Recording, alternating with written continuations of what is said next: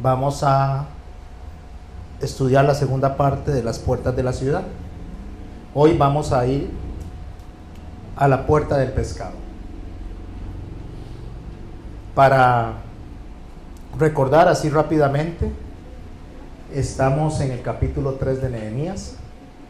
Estamos estudiando la reconstrucción de los muros y la reconstrucción de las puertas de la ciudad de Jerusalén. Había sido destruido por orden de Nabucodonosor toda la ciudad y había sido destruido el templo. Y entonces, cuando vemos el templo que fue destruido, fue aquel que fue hecho por Salomón.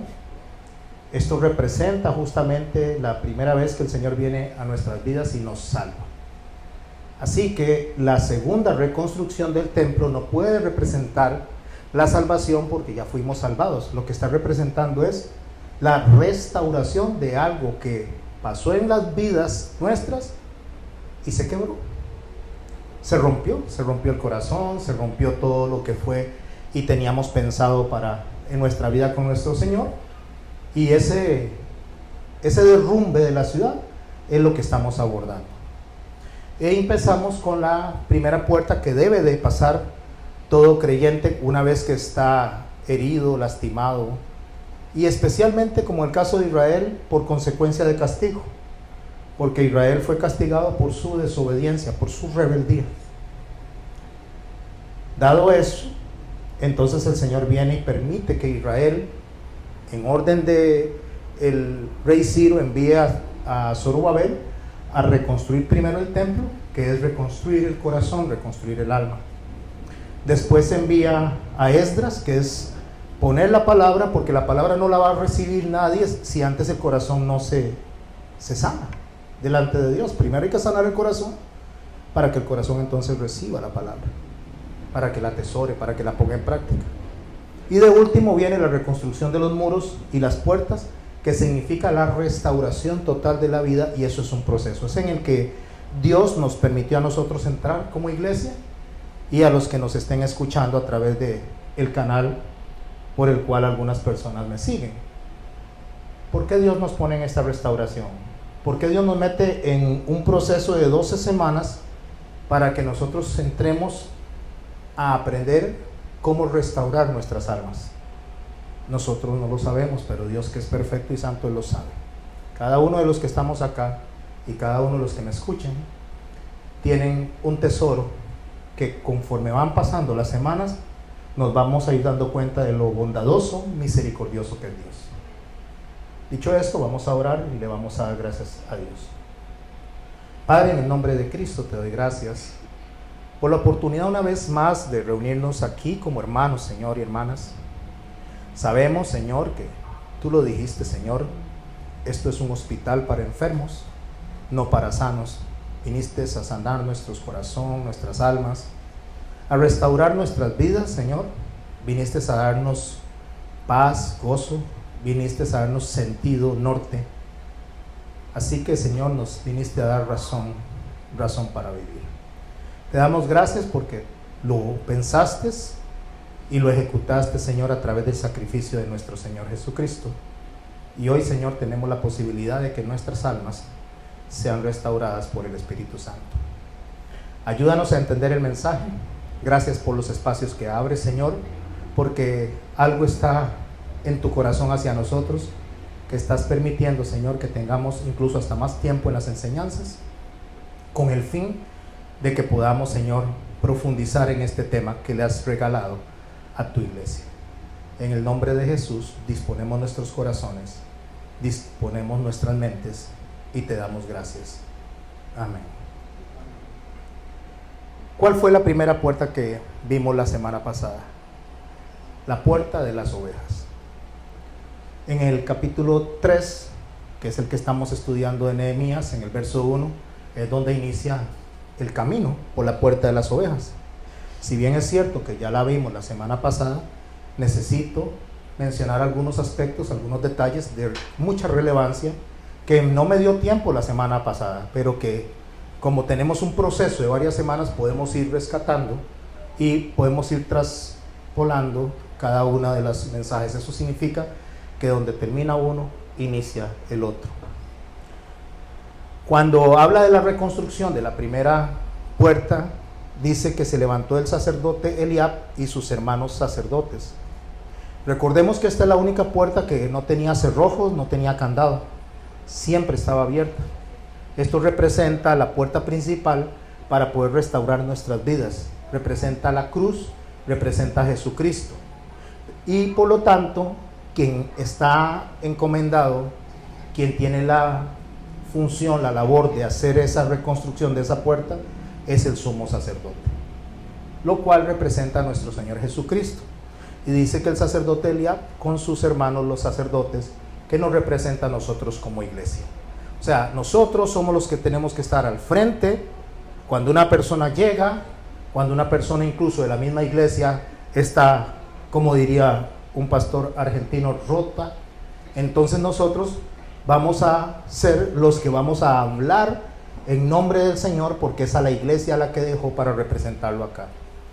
El hecho de que seamos iglesia no significa que no vamos a estar afligidos, que no vamos a estar dañados, resentidos, enojados, y de ahí la necesidad de que entremos nuevamente a las puertas de Jerusalén, que entremos de nuevo a la ciudad en el orden que Dios ha establecido, y eso es a través del sumo sacerdote y guiado por los hermanos sacerdotes, que representa a los discípulos, en este caso a nosotros. Algo que dice es que ellos empezaron a arreglar las puertas desde la torre de Amea, ahora sí. Y Amea significa los 100. Los 100 podría ser porque eran 100 los que estaban en la torre, no se aclara por qué, pero sí se cree que eran 100 soldados los que estaban en cada una de las torres. Esta torre es una de las 5 torres de vigilancia que estaban entre puertas. En tiempos de Jesús, esta torre se conocía como la torre de Antonia. Era la que daba hacia el templo, y desde ahí vigilaban los romanos lo que acontecía en el templo para que no se les sublevaran. Esa era la primera torre vigía. Recordemos que estamos entrando por la primera puerta llamada Puerta de las Ovejas. Cuando se menciona la torre Antonia en la Biblia, uno de los aspectos importantes a rescatar antes de ir a la puerta del pescado es qué fue lo que pasó en esa torre relevante, que esté narrado en la Biblia para que nos haga conexión con lo que estamos aprendiendo en estas semanas. En Juan capítulo 19, en el verso 13, vemos un acontecimiento de suma importancia que se da en la torre Antonia.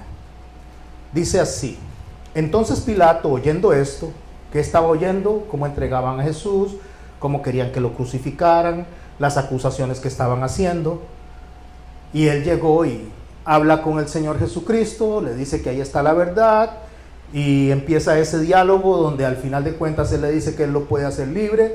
El Señor le dice que no lo va a liberar porque eso fue decidido por el Padre que está en los cielos, y creo que todos conocemos el diálogo. Después de ese diálogo sale y se presenta afuera. Dice, lo llevó fuera a Jesús y se sentó en el tribunal en un lugar llamado el Enlosado, que en hebreo es Gábata. El Enlosado es justamente esa torre. Era la preparación de la Pascua en la hora sexta. Sería el mediodía para nosotros. Y es importante que rescaten que es la preparación de la Pascua, porque es la primera puerta que tenemos que atravesar nosotros. Es reconocer, recibir el sacrificio de nuestro Señor.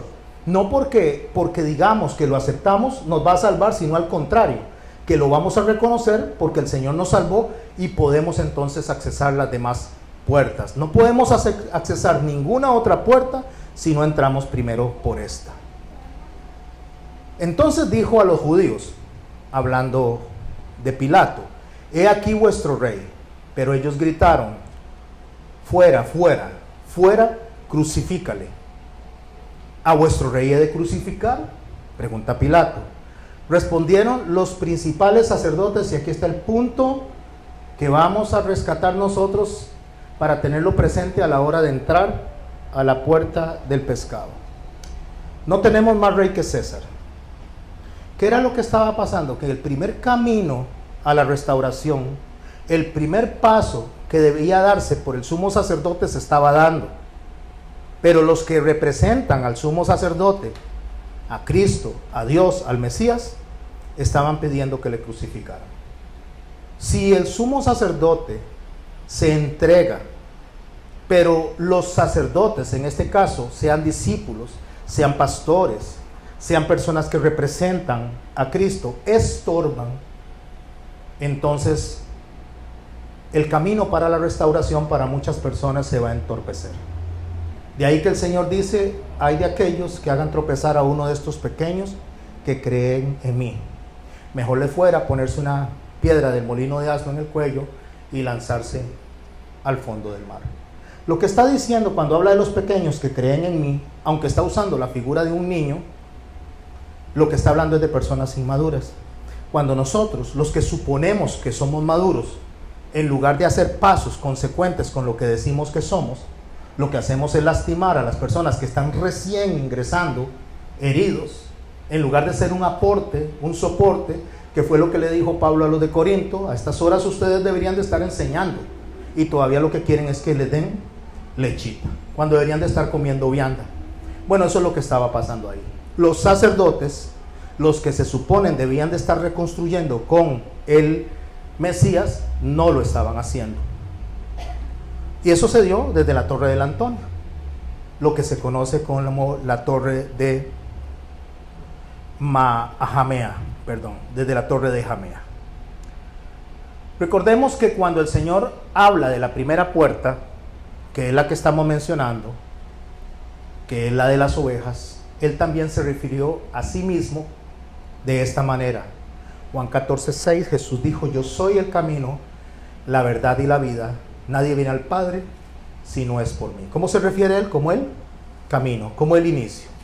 En Juan 10:9 dice: yo soy la puerta, el que por mí entrare será salvo, entrará y saldrá y hallará pastos. Voy a hacer una pausa aquí. Cuando Él dice entrará y saldrá, significa que una persona que una vez que ha sido sellado por el Espíritu Santo puede entrar a la congregación, salir al mundo, a enfrentarse con el mundo, con la manera de pensar en el mundo, y en medio del mundo va a hallar pasto. ¿Cuál es el pasto que se encuentra? Cuando usted escucha el Salmo 23 y habla justamente de eso, de encontrar buenos pastizales, en el desierto no habían pastizales como los que conocemos nosotros, como lo que hay, digamos, en Guanacaste, o como lo que hay en algunos lugares de cuido de ganado. No, ahí lo que hay son cojollitos, pequeños pastos que nacen entre las piedras. Como la oveja es medio ciega y huele mal, o sea, no puede encontrar por el olfato el pasto, para eso está el pastor. El pastor la lleva donde están los cojollitos y ella puede comer. Entonces, así como se entra a la ciudad y se sale a enfrentarse al mundo, salimos porque el pastor nos acompaña, nos cuida en medio de lo que tenemos que hacer en el día a día, en nuestro trabajo, en la escuela, en donde vayamos. Nosotros vamos a enfrentar al mundo, pero con el Espíritu Santo, no solos. También dice en el verso 14 de Juan 10, yo soy el buen pastor. Es interesante como Él no dice solamente yo soy el pastor, sino Él dice yo soy el buen pastor. Esto lo que nos enseña a nosotros es que hay más pastores, pero no son buenos. El único pastor que es bueno es Él, y Él se lo dijo a aquel hombre cuando le dijo maestro bueno, y Él le dijo: ¿por qué me llamas bueno? Bueno solo mi Padre. No es porque Él no fuera bueno, sino porque tenía que reconocerlo como Dios. Por lo tanto, para nosotros reconocer esa puerta, necesitamos reconocer al buen pastor y reconocer que Él es Dios. De ahí que empieza nuestra transformación, porque cuando usted sabe que Jesús es Dios, para Él todo le es posible. Para Él absolutamente cualquier dolor, cualquier herida, cualquier resentimiento, cualquier escasez, no hay nada que Él no pueda comprender y abordarla, porque Él es el varón experimentado en dolores y quebrantos. Aparte de que dice que yo soy el buen pastor, dice conozco mis ovejas, y lo más hermoso es que dice y las mías me conocen. ¿Quién está siendo bendecido con esta serie de enseñanzas? Si usted es bendecido, si usted es bendecida, es porque está reconociendo la voz del pastor. Y cuando estoy hablando del pastor, no estoy hablando del mal pastor, estoy hablando la voz del buen pastor, la voz de Jesucristo a través de mi humanidad, a través de mi incapacidad, a través de mi pecaminosidad. Porque yo, como ser humano que soy, imperfecto, lo único que soy es la voz del que clama en el desierto, la voz del buen pastor. Nehemías explica que esa puerta o esa reconstrucción, todavía estoy en la puerta de las ovejas, porque es necesario pasar por esto para abrir el otro cerrojo, o para abrir el cerrojo. Edificaron desde la torre Jamea hasta la torre Hanael. Hanael significa Dios es compasivo.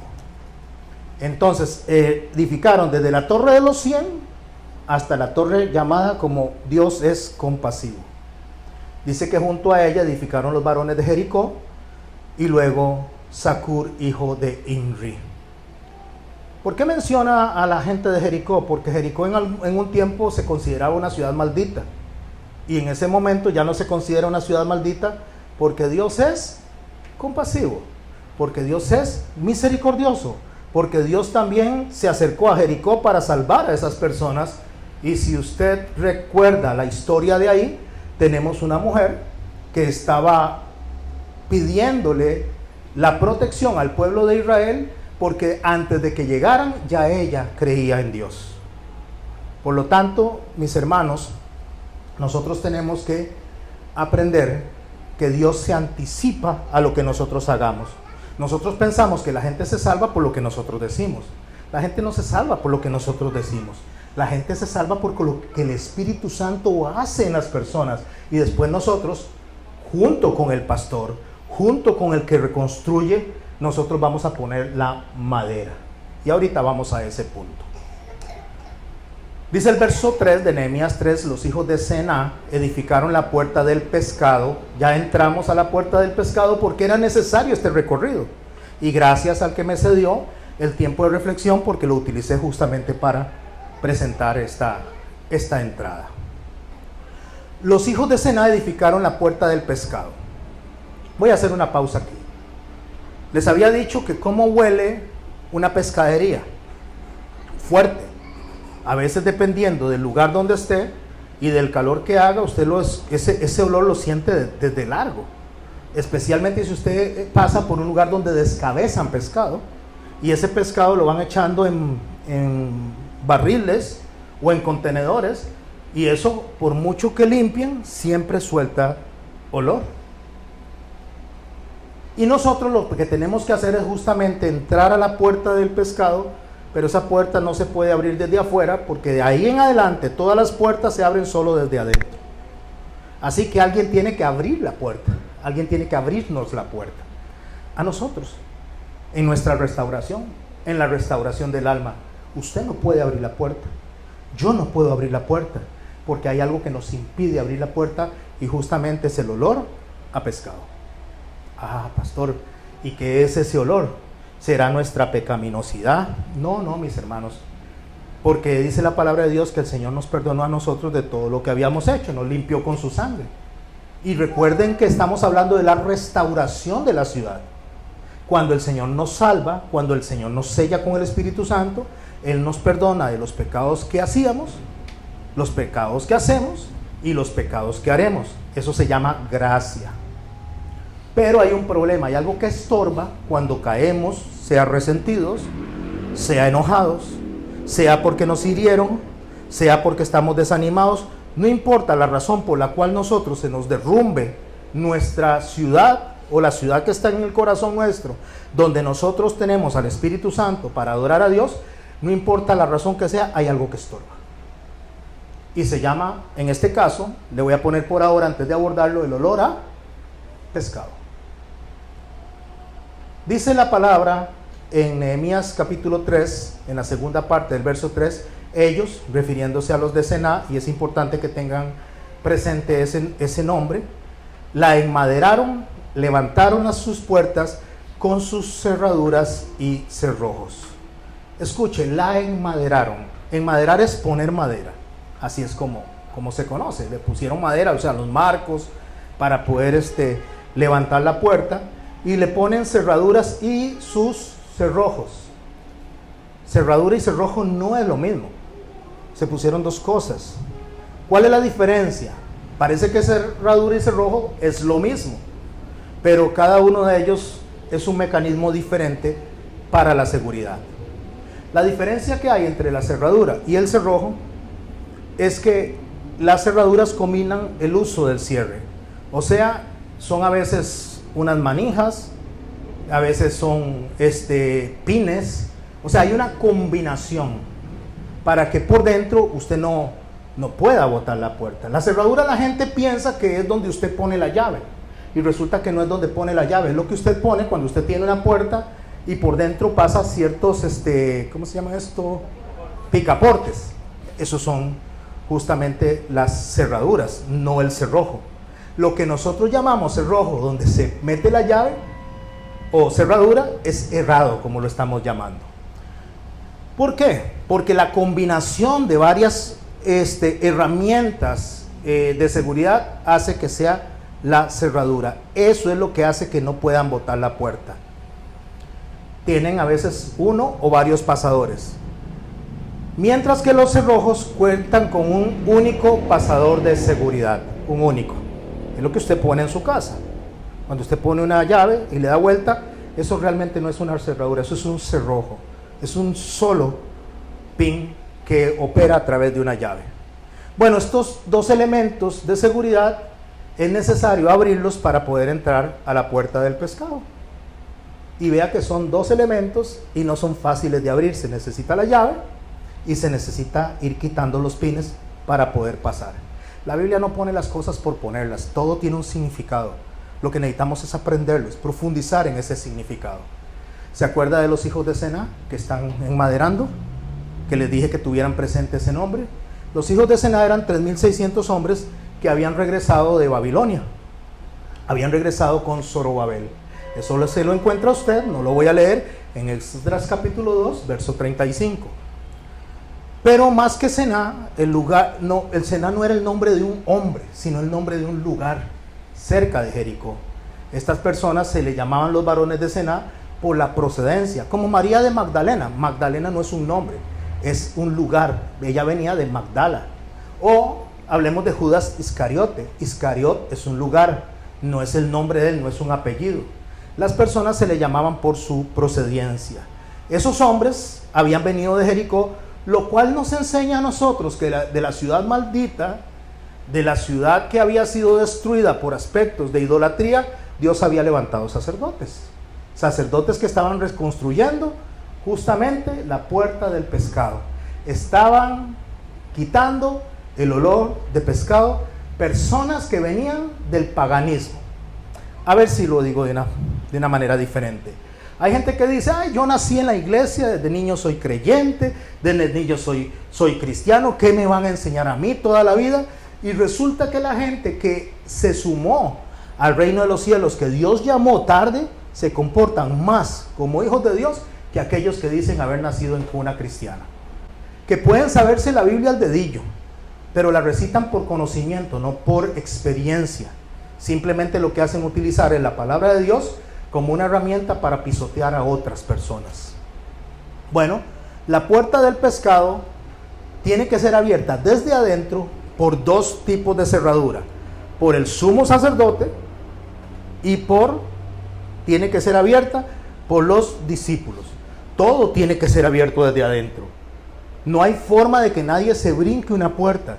Así que no podemos ir a la tercera puerta ni hasta la 12 si antes no entramos, primero por las ovejas y segundo si no hemos quitado el olor a pez. Pastor, me tiene confundido eso del olor a pez. ¿Qué es eso? La verdad es que eso me tiene como enganchado en la enseñanza. No tanto por todo lo que está diciendo, me gusta, sí, pero ¿qué es el olor a pez? ¿Qué es lo que yo tengo que me molesta de manera que tengo que quitarlo? Bueno, síganme en la enseñanza y continuamos después de que el Señor dice esto.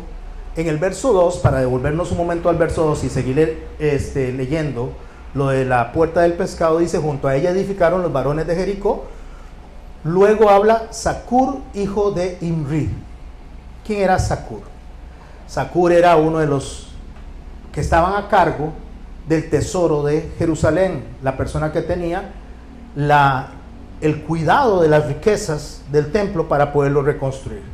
Entonces vemos que para reconstruir el templo se necesita que los recursos estén en manos también de un sacerdote. Y cuando hablamos de sacerdotes estamos hablando de todas las personas que fueron escogidas para reconstruir estas puertas que acabamos de mencionar. En Nehemías 13, en el capítulo 13, dice así: y puse por mayordomos de ellos al sacerdote Selemías y al escriba Sadoc, que también era de la casa sacerdotal, y de los levitas a Pedaías, y al servicio de Anán, hijo de Zacur, porque era uno del grupo de sacerdocio, hijo de Matatías, que eran, ¿por qué los puso al frente de las partes económicas? Porque eran tenidos por fieles y ellos tenían que repartir a sus hermanos. ¿Por qué están ahí? Porque eran considerados hombres fieles. ¿Se acuerdan de lo que pasó en los tiempos de los Hechos cuando se pusieron unos diáconos? Porque se pusieron porque eran tenidos por fieles.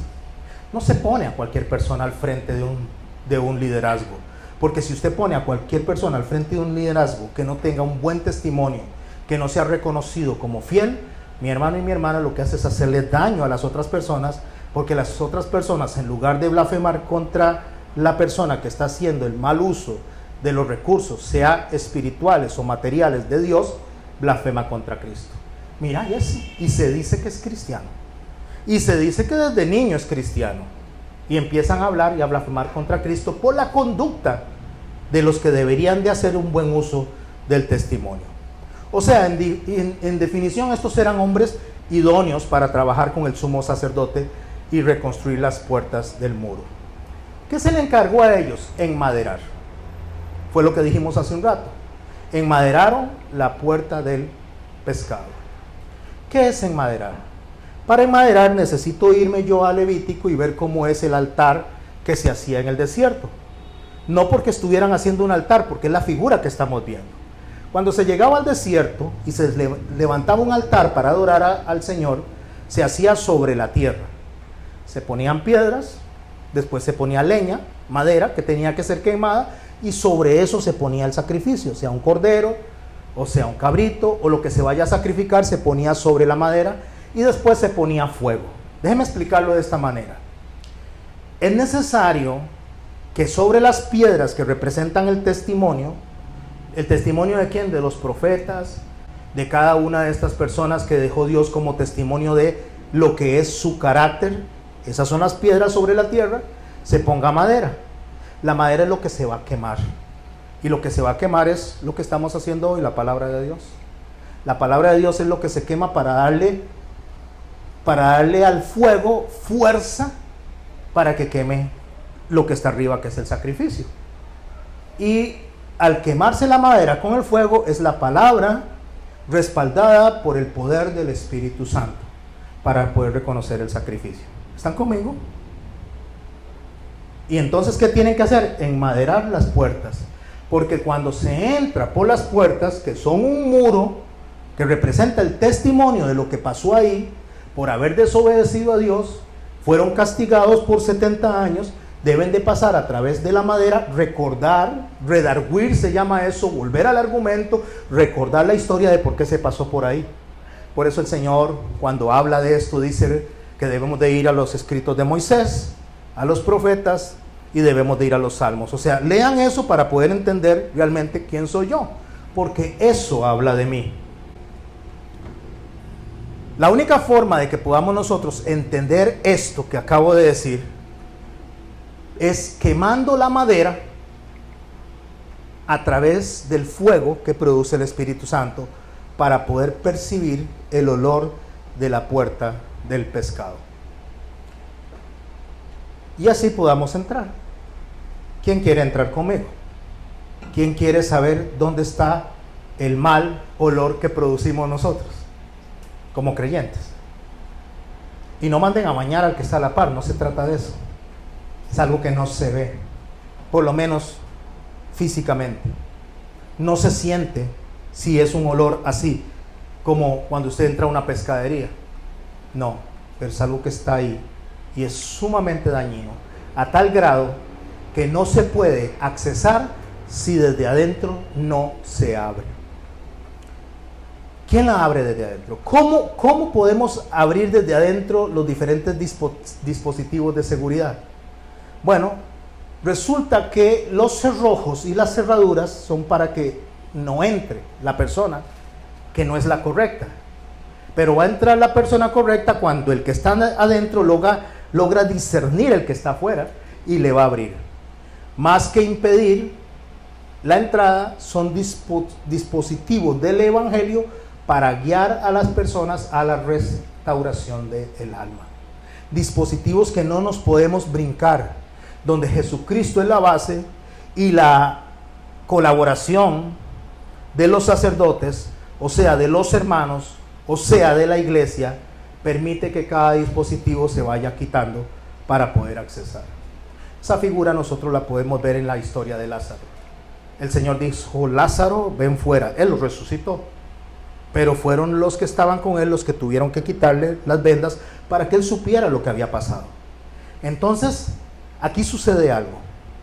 Sucede algo que nosotros debemos de entender, que cuando el Señor llama a una persona y la rescata de donde estaba muerta en delitos y pecados, se acerca a la iglesia con el deseo de conocer de Cristo, pero algo le estorba y no puede entrar por la puerta.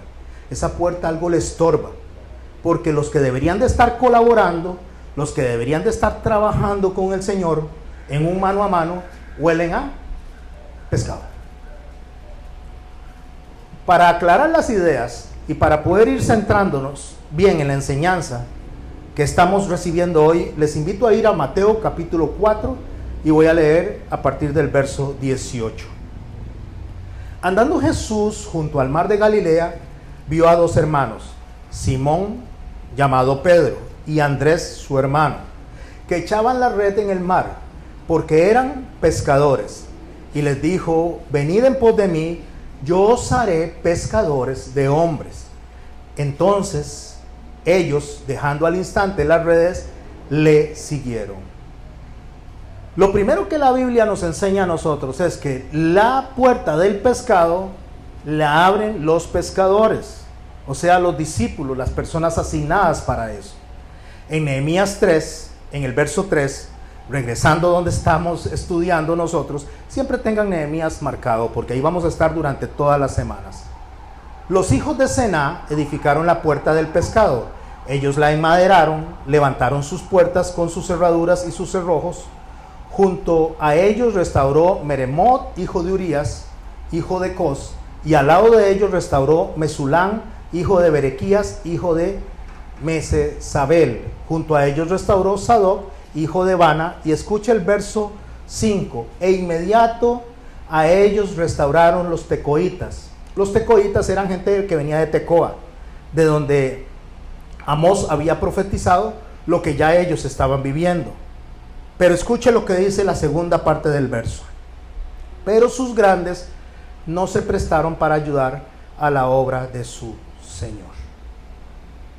Aquí empezamos a tener el problema. Sus grandes no quisieron trabajar, no quisieron ayudar. ¿Quiénes son los grandes? Bueno, los que se creían que estaban en un puesto de importancia, en un puesto de liderazgo. No, aquí todo el mundo tiene que trabajar, nosotros no. Porque nosotros somos los pastores, porque nosotros somos los guías, porque yo soy el profeta, porque yo soy el apóstol, porque yo soy el que flota en la nube. Entonces los que están abajo, que no tienen nubecita flotante, tienen que trabajar. Nosotros no, todos trabajan y nosotros los vemos.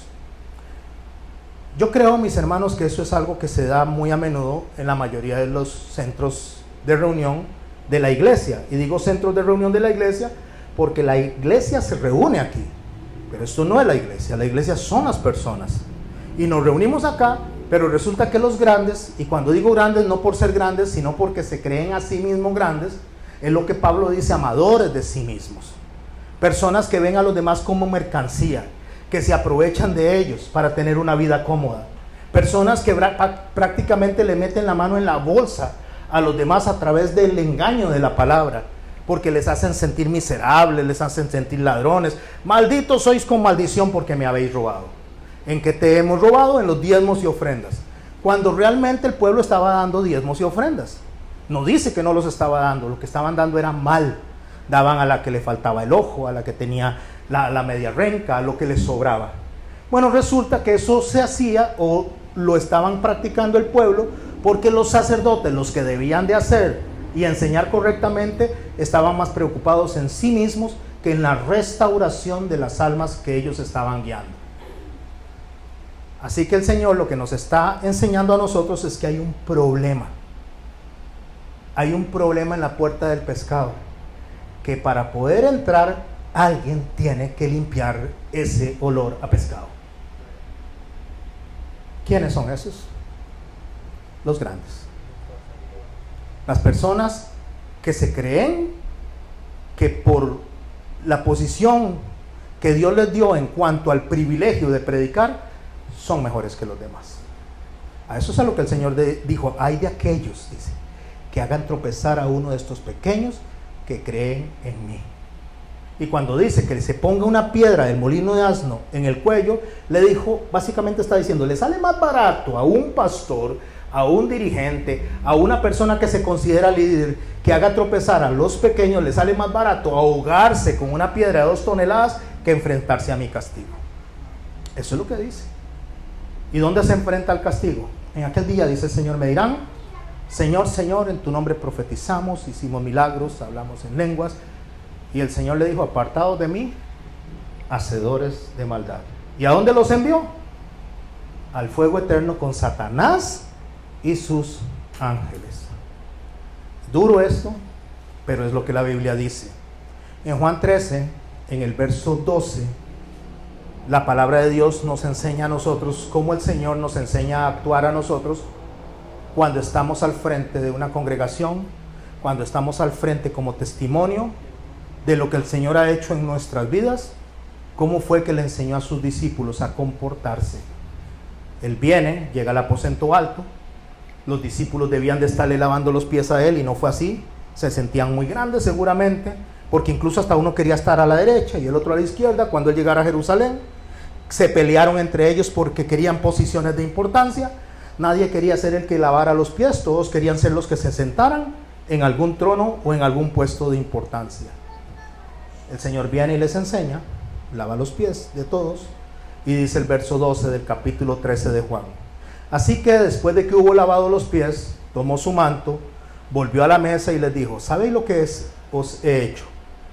Vosotros me llamáis maestro y señor. Esta palabra escupié es algo que se le llama solamente a Dios. No es maestro el que enseña, ni tampoco es el Señor solamente por decirle, sino el maestro y Señor creador, hacedor de vida.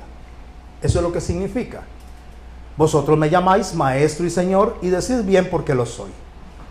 Pues si yo, ahí está la comparación, si yo, el Señor y el maestro, he lavado vuestros pies, vosotros también debéis lavaros los pies los unos a los otros. ¿Sabe cómo se dijo Jesús de sí mismo? Yo soy manso y humilde de corazón. Ustedes sean como yo, dice, mansos y humildes de corazón. Dios, el Todopoderoso, el Creador de todo, estaba lavándole los pies a un montón de gente orgullosa que quería tener posiciones de importancia y les dice, ¿saben qué es lo que yo hice? Lo entienden, lo reconocieron, vieron lo que yo hice. Y ellos le dijeron, sí, Señor. Entonces le dijo, pues sí, está bien que me reconozcan eso porque yo soy el Señor, pero ejemplo, verso 15, les he dado para que como yo los he hecho, les he hecho, vosotros también hagáis. Yo no sé si van distinguiendo el olor de pescado ya, que Jesús no lo tiene, que es contrario a la mansedumbre y que es contrario justamente a la humildad. Pedro, en el capítulo 13 de Juan, cuando él le está lavando los pies, en ese mismo texto, le dijo, ¿tú me lavas los pies? Respondió Jesús y le dijo: lo que yo hago ahora no lo comprenderás ahora, o lo que yo hago tú no lo comprenderás ahora, mas lo entenderás después. Mis hermanos, lo que Dios hace en nuestras vidas, cuando el Señor viene y nos mete en estado de aflicción, en estado de dolor, a través de las circunstancias, a través de las personas, a través de nosotros mismos, no lo entendemos en este momento, pero nosotros lo vamos a entender, porque la disciplina nos forma carácter, restaura nuestras vidas, nos hace ser menos olorosos a pescado y más olorosos a humildad y a mansedumbre. Pedro le dijo, préstele atención, verso 8: no me lavarás los pies jamás. Qué atrevido, ¿no le parece? ¿Quién es el que está haciendo y tomando la iniciativa? Dios, el Mesías, el que está enseñándole cómo acercarse al Padre, y le dice: no me lavarás los pies jamás. ¿Cuántas veces no le decimos a Dios en este proceso de restauración cómo mi alma debe ser restaurada? No le damos a Dios instrucciones de cómo yo debo ser restaurado. No, Señor, yo lo hago a mi manera, como a mí me dé la gana. Tal vez no lo decimos así, pero nuestra conducta lo dice. Nuestra conducta dice: Señor, como usted dice, no funciona. Usted dice que pase por alto la ofensa, que perdone, que ore por los enemigos. Eso no funciona así. Yo tengo que poner un poquito de mí, porque si yo no pongo de mí, entonces las cosas no van a salir bien. Y sabe que el Señor le dice a Pedro: si no te lavare, no tendrás parte conmigo. Si usted no lo hace como Dios dice, olvídese, no tiene parte en el reino de los cielos. No porque no sea salvo, sino porque no va a poder experimentar la paz que sobrepasa todo entendimiento en Cristo Jesús. Lo único que va a vivir es dolor, amargura, martirio, resentimiento, en lugar de poder vivir en paz, en amor, en gozo. ¿Qué quiere usted? ¿Usted quiere comerse un pedazo de carne que se cayó al suelo, un pedazo de pescado ahí todo sucio que se cayó, o quiere comerse un buen banquete? ¿Qué prefiere usted? ¿Qué va a escoger? Usted va a escoger el banquete, ¿no? El Señor les está diciendo: escojan el banquete. Yo soy el banquete. Solamente escojan bien, escojan por mí y no escojan por ustedes, porque ustedes son el pescado que está sucio y oloroso ahí en el suelo. Le dijo Simón Pedro, verso 9: Señor, no solo mis pies, sino también las manos y la cabeza. Parece, y solo parece, que Pedro como que recapacitó. Parece, y solo parece, que a Pedro le entró como una inyección de humildad. Pero lo que Pedro tuvo fue una falsa humildad. O sea, lo que Pedro tuvo fue un olor a pescado. ¿Sabe cómo se llama el olor a pescado? ¿Ya lo definieron? Orgullo. Orgullo. No podemos pasar por ninguna de las otras puertas si no tiramos nuestro orgullo al suelo. Porque mientras el orgullo esté ahí, la altivez de espíritu y el orgullo, no vamos jamás a poder ser restaurados. Jamás vamos a quedar estancados y no nos van a abrir la puerta. Así que, mis hermanos, para ser sacerdotes idóneos y reconstruir la ciudad, debemos de botar el orgullo. Quiero hacer algunas preguntas para seguir con la enseñanza. ¿Qué hora es? Si tengo suficiente tiempo. ¿Por qué nos molesta que las personas no estén de acuerdo con nosotros? O sea, pregúntese, ¿por qué le molesta a usted si alguien le dice que la casa suya está pintada de otro color y que a él le hubiera gustado que fuera de otro color al que usted le enseñó la casa? O sea, ¿qué importa si no está en desacuerdo? O sea, perdón, ¿qué importa si está en desacuerdo? O sea, ¿qué importa? No es su casa, no es su plata y no es su pintura. ¿Ah? ¿Qué le importa a usted si el otro le dice: mira, pero ¿por qué la pintó azul, toda azul? Yo la hubiera pintado blanca. Sí, si fuera su casa, pero es mi casa. Yo la pinté como a mí me plació. Pero ¿por qué nos enojamos? Por orgullo. Porque queremos que nos digan: ay, qué lindo pinta usted, qué lindo, que escogió usted, de verdad, que es un creativo. Usted definitivamente es una persona que yo la contrataría para que me pinte mi casa, me arregle, me ordene absolutamente todo. Porque queremos el aplauso, porque queremos el reconocimiento. Y Dios está diciendo: no, ustedes no busquen el reconocimiento de los hombres, busquen mi reconocimiento. Porque si ustedes buscan el reconocimiento de los hombres, eso es todo lo que van a tener. Si usted lo que busca o yo lo que busco es que la persona me acepte con mis ideas, con lo que yo quiero y la forma en que yo pienso, estoy frito y no como el pescado ese. Estoy frito y le voy a decir por qué. Porque Dios es el que debe de reconocerme a mí y aceptarme a mí, y no puedo pasar esa puerta porque tengo orgullo, porque huelo a pescado. Porque nos molesta cuando no nos dicen que hicimos algo bien. Usted llega y hace un arroz con pollo y lo da para toda la iglesia, y nadie llegó y le dijo, ay, qué rico. Nadie le dijo. Y cuando sean malagradecidos esos, pasé toda la mañana trabajando, hasta vea cómo sudé, me majé los dedos, me corté, me quemé, y ni uno se dignó a decirme gracias. Si usted espera la gracia de las personas, está frito, porque usted debe obtener el reconocimiento de Dios. Que aunque los demás no digan gracias, aunque los demás no digan qué bien lo hiciste, lo importante es que Dios diga, este es mi hijo en el cual yo me complazco. Ese es el reconocimiento que tenemos nosotros que buscar. No que no nos suban a la cruz, no que aunque nos suban a la cruz, desde los cielos se tiemble absolutamente toda la tierra, que haya un gran terremoto, porque Dios está airado con aquellos que lo subieron a la cruz. ¿Están conmigo? ¿O no es esa una de las bienaventuranzas? Bienaventurados sois cuando por mi causa os persigan y os vituperen diciendo mentiras. Pero nosotros, ay, qué mentirosos, ay, que esto, ay, que lo otro. Bueno, usted está ofendido por lo que los demás piensan. Usted está ofendido por lo que el otro hizo o la otra hizo. Pues bájese de esa nube, porque yo no me ofendí. Yo solo dije, perdónalos porque no saben lo que hacen. Y así debería de actuar usted.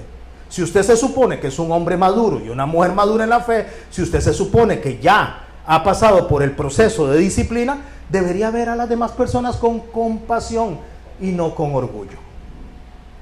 ¿Por qué entonces es tan relevante que nos aplaudan por una única palabra, por el orgullo?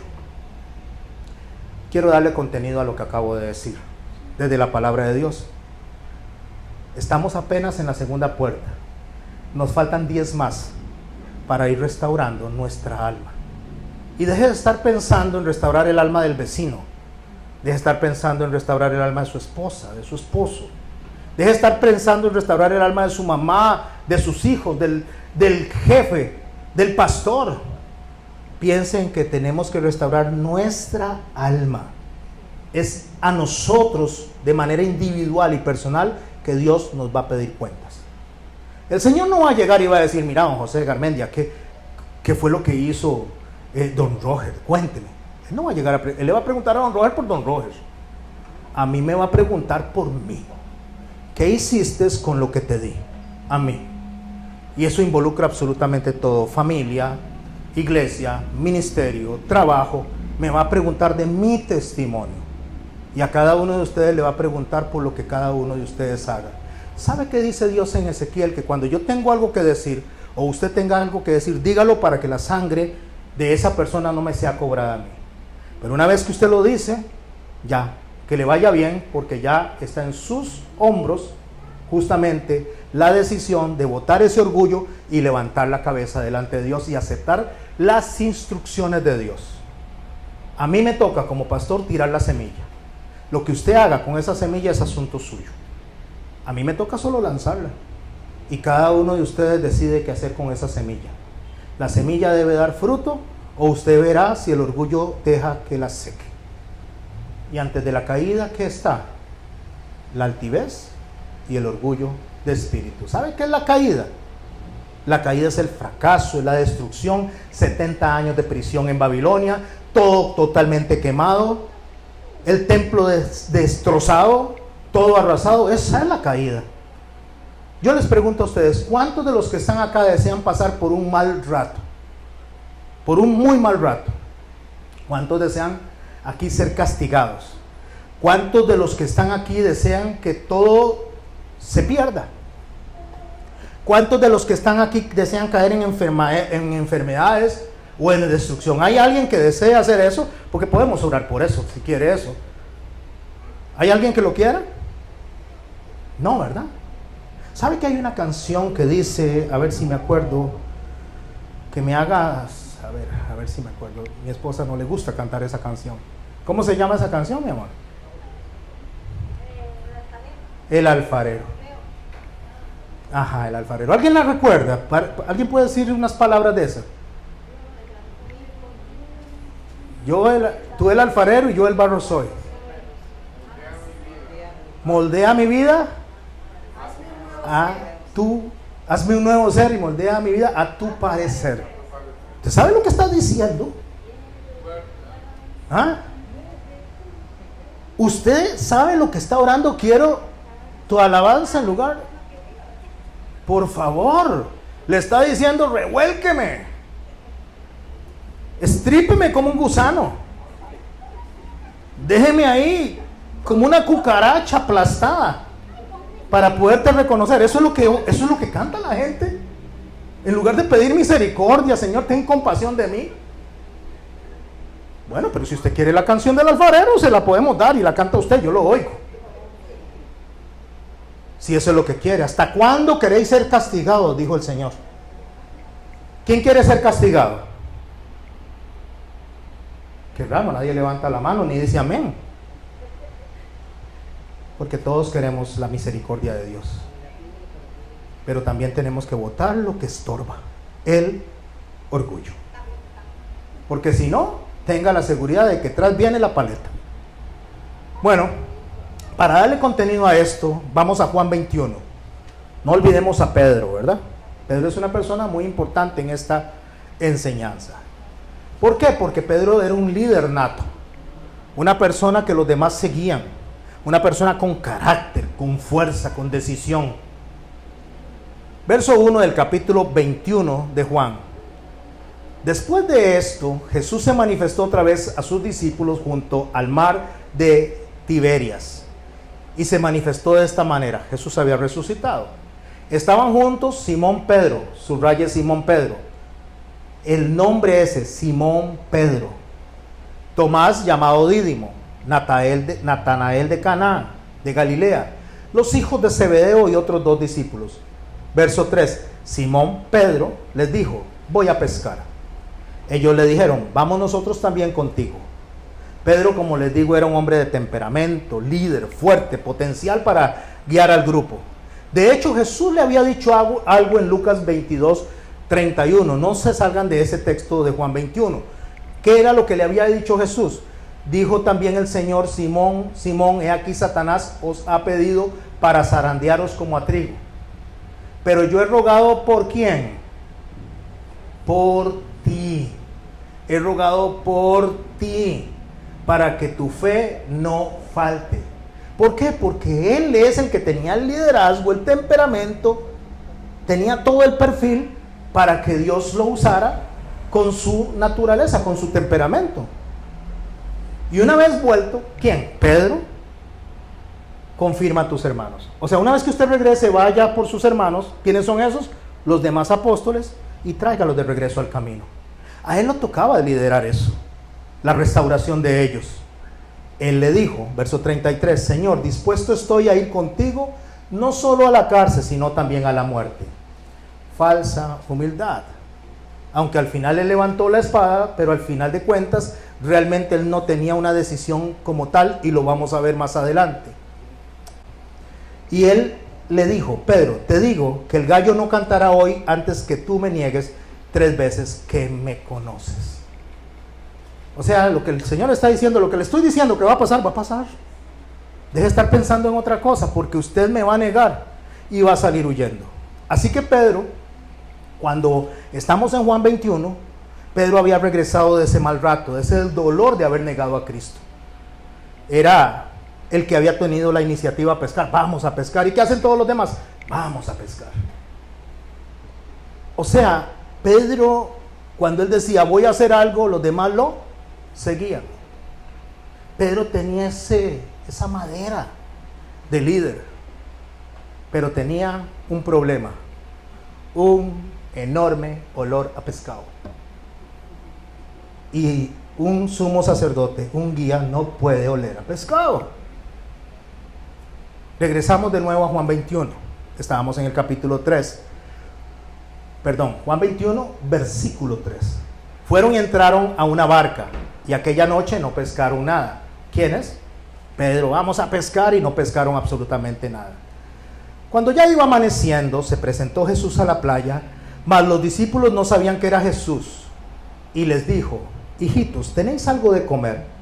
Le respondieron: no. Y él les dijo: echad la red a la derecha de la barca y hallaréis. Eran pescadores profesionales y no habían podido pescar absolutamente nada. Porque no importa si usted tiene 20 años en una iglesia, 30 años, no importa si ha ido a las mejores universidades, si lee toda la Biblia por completo, si Cristo no guía nuestra vida, nosotros no servimos para nada. Así de sencillo. Entonces la echaron y ya no la podían sacar por la gran cantidad de peces. Lo que Jesús dice tiene resultados positivos, aunque no lo creamos. Si Jesús dice esta es la fórmula que sirve.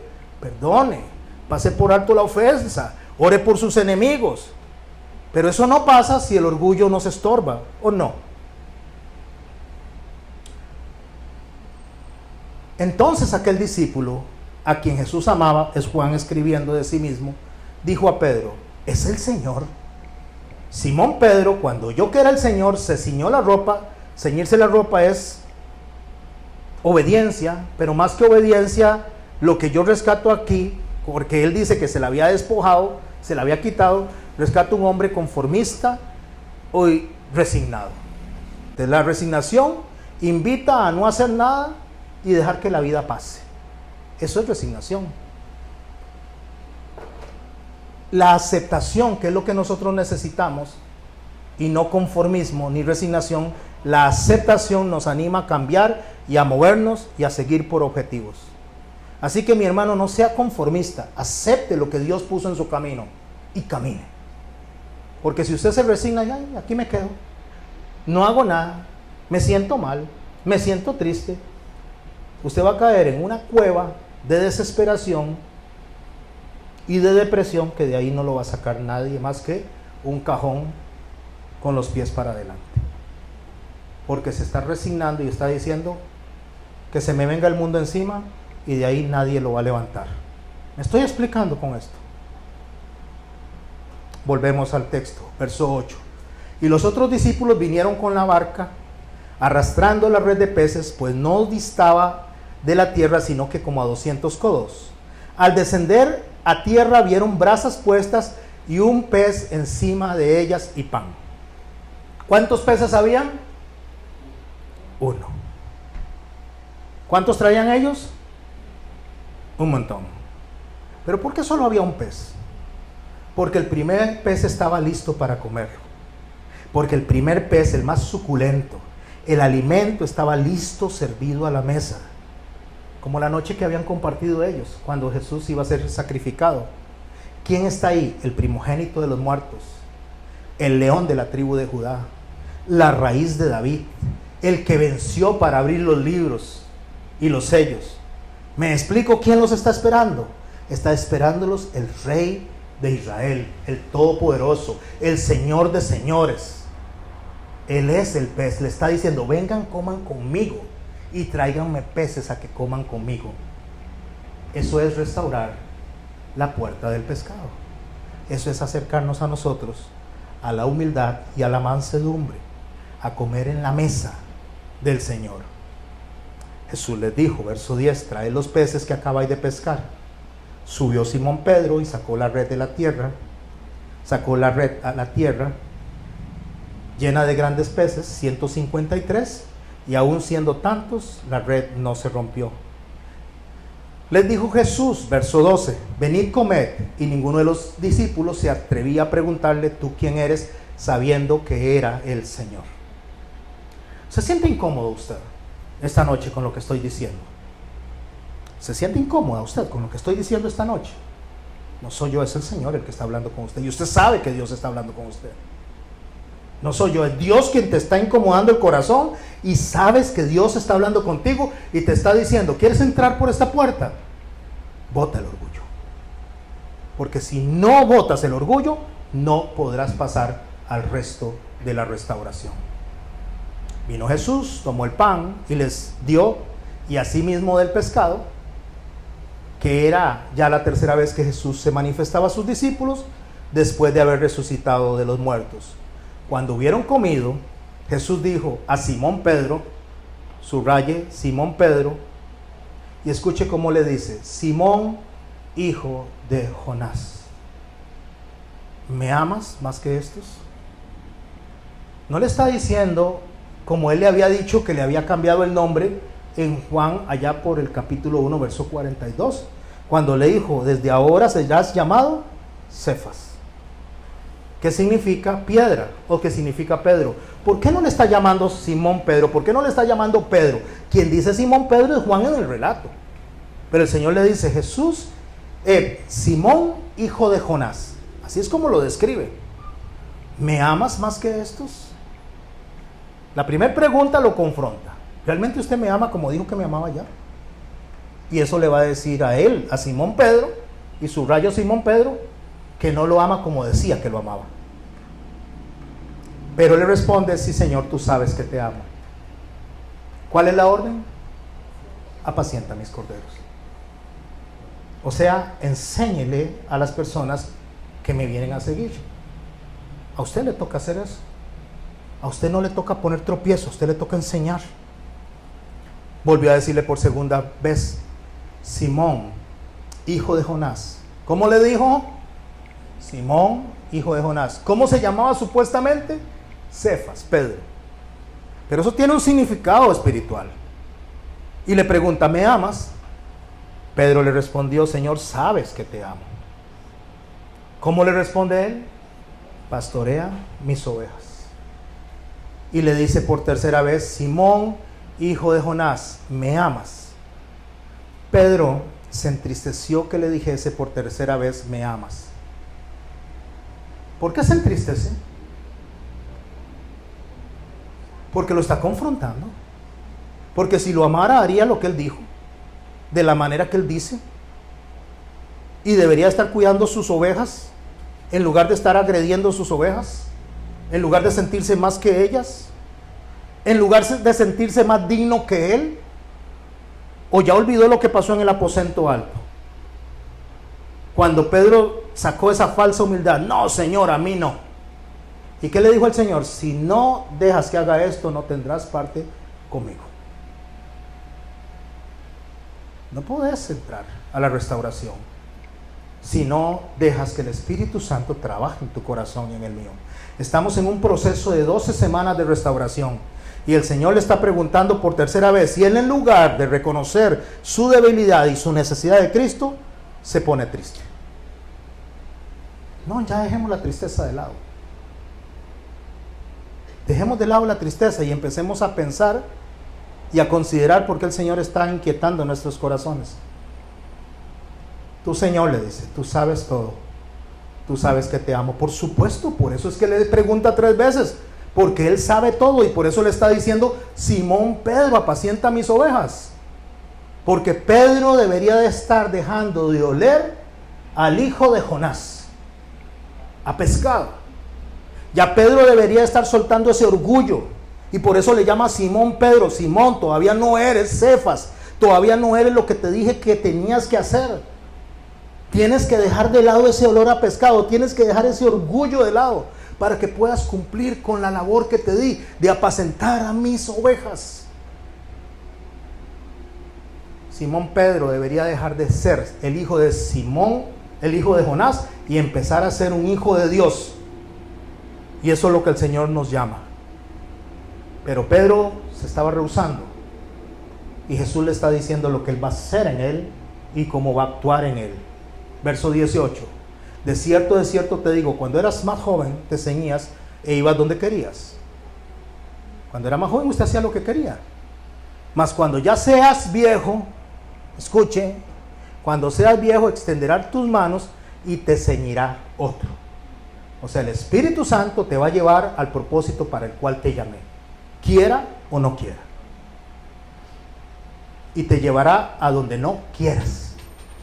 En otras palabras, si te tiene que arrastrar, te va a arrastrar, porque yo te escogí, yo te elegí. Ahora lo que estaba pasando es que Pedro no actuaba correctamente, pero Dios le está diciendo que sí lo va a hacer correctamente cuando él trate con su corazón, con su soberbia, con su falta de humildad y su falsa humildad. Esto dijo, dando a entender con qué muerte, escuche lo que iba a pasar con la muerte de Pedro, había de glorificar a Dios. Cuando Pedro fue a la cruz, cuentan los historiadores que cuando le dijeron cómo iba a ser muerto, él dijo, no como mi Señor, crucifíqueme de cabeza. Porque ahí llegó a entender que hasta morir como Cristo es indigno para cualquier ser humano. Porque hasta el sufrimiento de Cristo es indigno para nosotros, porque jamás está el amor depositado en ese sufrimiento como está depositado el sufrimiento de Cristo.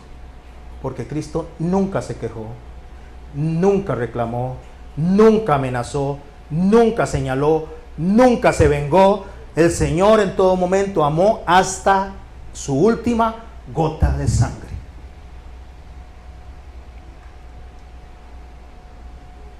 Dicho esto, añadió, sígueme.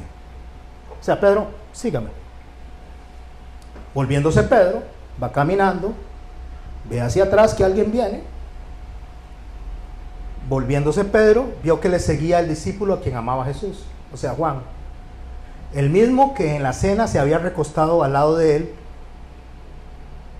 al que le había dicho, Señor, ¿quién es el que te ha de entregar? Cuando Pedro vio, dijo a Jesús, ¿y este qué? ¿Qué salió ahí? Orgullo. Todavía en ese punto, siendo confrontado, habiendo negado a Cristo, seguía siendo un hombre orgulloso. Y Jesús lo confronta y le dice, verso 22, si quiero que él se quede hasta que yo venga, que a ti. O sea, si yo quiero que él me siga, ¿a usted qué le importa? Vea, mi hermano y mi hermana, deje de preocuparse por los demás, preocúpese por usted. Si Dios quiere que los hermanos estén aquí, a pesar de que tengan pulgas o que tengamos pulgas, es porque Dios así lo quiere. ¿A usted qué? Preocúpese por usted. Esto es un hospital, dijo el Señor, es un lugar para enfermos, no para sanos. Deje de estar señalando a los demás y preocúpese más por usted. Estamos tan preocupados por los demás que nuestro orgullo no nos deja entrar por la puerta del pescado. ¿Y a ti qué? Si quiero que se quede hasta que yo venga, sígueme tú. La otra semana vamos a entrar a la siguiente puerta. Se llama la puerta vieja. Esta puerta vieja era donde se sentaban los ancianos de la ciudad a decidir. Se reunían a discutir asuntos de importancia de la comunidad y a arreglar las disputas, o sea, los pleitos entre la gente del pueblo. Estos ancianos siempre se reunían para buscar restaurar las relaciones entre los unos y los otros. Pero mis hermanos y mis hermanas, nosotros tenemos que ver esa puerta que también es llamada como la puerta dorada en algunas partes de la Biblia. En hebreo es Shahar Hara Hashim. Shahar Hara Hashim. Se lo traduzco: puerta de la misericordia. Nosotros tenemos que entrar por la puerta de la misericordia para poder entender el dolor que están pasando las demás personas. Pero yo no puedo ver con misericordia si el orgullo me estorba. El texto que yo voy a usar como base la otra semana, por si lo quiere leer, es Mateo 9:9. Pasando de allí, vio un hombre llamado Mateo que estaba sentado en el banco de los tributos públicos y le dijo: sígueme. Y se levantó y le siguió. Y aconteció que estando él sentado a la mesa de la casa, he aquí muchos publicanos y pecadores que habían venido se sentaron juntamente con Jesús a la mesa y sus discípulos. Cuando vieron los fariseos, dijeron a los discípulos: ¿por qué come vuestro padre con publicanos y pecadores? Al oír esto, Jesús dijo: los sanos no tienen necesidad de médicos, sino los enfermos. Id pues aprended lo que significa misericordia quiero y no sacrificio. porque no he venido a llamar a justos, sino a pecadores al arrepentimiento. La otra semana nos vamos a sentar a la mesa, a la puerta, y vamos a hablar de misericordia. Pero ore para que la otra semana venga con menos soberbia, con menos orgullo, con menos rebeldía, y eso le va a permitir que aprenda la hermosura, la ricura de lo que es esta puerta. Porque un día, hace mucho, mucho tiempo, unos ancianos se sentaron a la puerta de la ciudad cuando habían fallado aquellas personas que se supone le debieron de haber dado reconocimiento, lealtad y amor. Ahí esos ancianos se sentaron y dijeron: he aquí el hombre es como uno de nosotros, sabiendo el bien y el mal. Ahora pues que no alargue su mano y tome también el árbol de la vida y coma, y viva para siempre. Y lo sacó Jehová del huerto del Edén para que labrase la tierra en que fue tomado. Echó pues fuera al hombre y puso al oriente del huerto del Edén querubines y una espada encendida que se revolvía por todos lados para guardar el camino del árbol de la vida. ¿Sabe qué hizo Dios? Echó al hombre a que caminara en el desierto mientras guarda el regreso al árbol de la vida, porque el hombre no puede regresar como salió. El hombre tiene que regresar transformado, tiene que regresar restaurado. Y la primera puerta que el hombre tiene que botar, o le tienen que abrir de adentro, después de haber sido recibido con puertas abiertas, con amor y misericordia, la puerta que tiene que botar es la del pecado, la del olor a orgullo, la que nos impide escuchar la palabra del Señor. Y una vez que aprendamos de esa puerta, entramos a la tercera, a la de la misericordia. Padre bueno, en el nombre de Jesús te damos gracias por este mensaje, por esta enseñanza, Señor. Ayúdanos, Señor, a botar toda esta basura que tenemos en nuestro corazón, Señor, que nos impide ver realmente el amor con que nos has amado, que nos impide ver, Señor, reflejado en nosotros lo que es el testimonio tuyo de lo que decimos que somos. Ayúdanos, oh Santo Señor, porque si no nos ayuda, Señor, no podremos terminar esta carrera, no podremos llegar al final, Señor, porque bien lo dijiste, Señor, a través del hermano Pablo, no es cómo comenzamos la carrera, sino cómo terminamos lo que vale. Ayúdanos, Señor, a restaurar nuestras almas, nuestro espíritu, nuestra iglesia, Señor, y poder ser testimonio para otros de lo que realmente haces en nuestras vidas. En el nombre tuyo, Jesucristo. Amén.